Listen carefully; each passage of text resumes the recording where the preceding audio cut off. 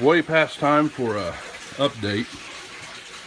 It's Sunday evening, about 7:30. I've really been out here about 2 to 3 minutes a day feeding the fish, looking at things, grabbing a few tomatoes, a handful of strawberries, and I'm either at work or on the combine. And Tuesday, or Thursday of this last week, I needed to add some water. About every 10 days you got to add some water to the system just from evaporation and harvesting. Put the hose in here, went in the house, took a shower, got ready to go to work. When we're harvesting, I work for a few hours in the morning. About 11:30 I twist off and head down here and cut wheat till late. And I was tired and I drove off to work. And about 4 o'clock that afternoon, sitting out on the combine, thinking through the day as you do when you're out there, remembered the water and radioed somebody to come. Brad came over and shut the hose off, and there was about 3 feet of water in here.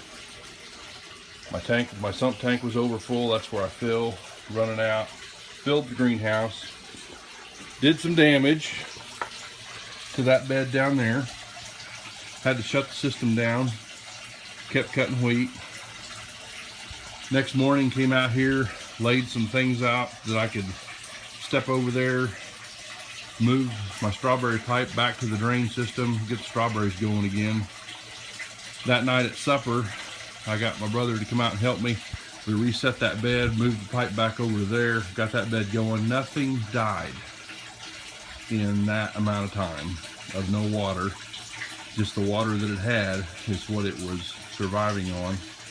No fish died, nothing happened other than I basically changed out my water in the entire system, which everything ran out on the floor. I kept running new water in. It was well water, so there's no chlorine or anything like that in it.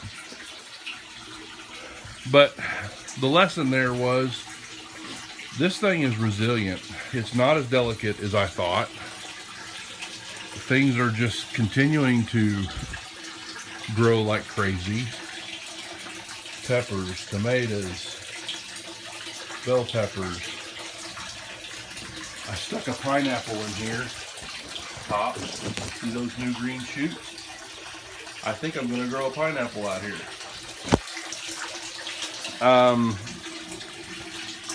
My pH test is kind of messed up right now. It's starting to self-correct. I'm not going to do anything but just feed my fish and keep going. And it's been in the mid to upper 90s.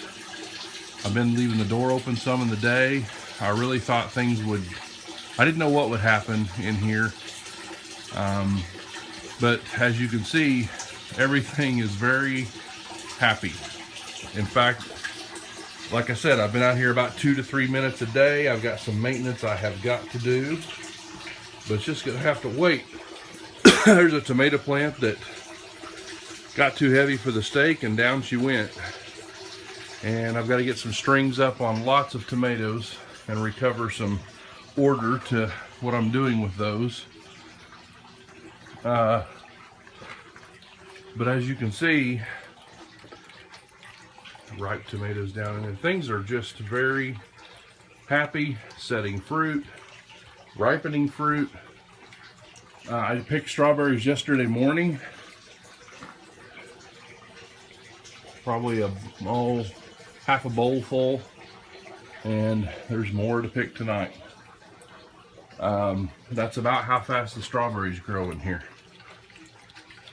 So this is that float bed I had to shut off, but as you can see, there's a ripe strawberry over there hiding under some leaves. My lettuces and things that I'm starting from seed are all just doing great. And my tomato that I tried sticking in here went completely down. Now it's standing back up and it's getting some new leaves. So I'm gonna say it's gonna make it. We'll see.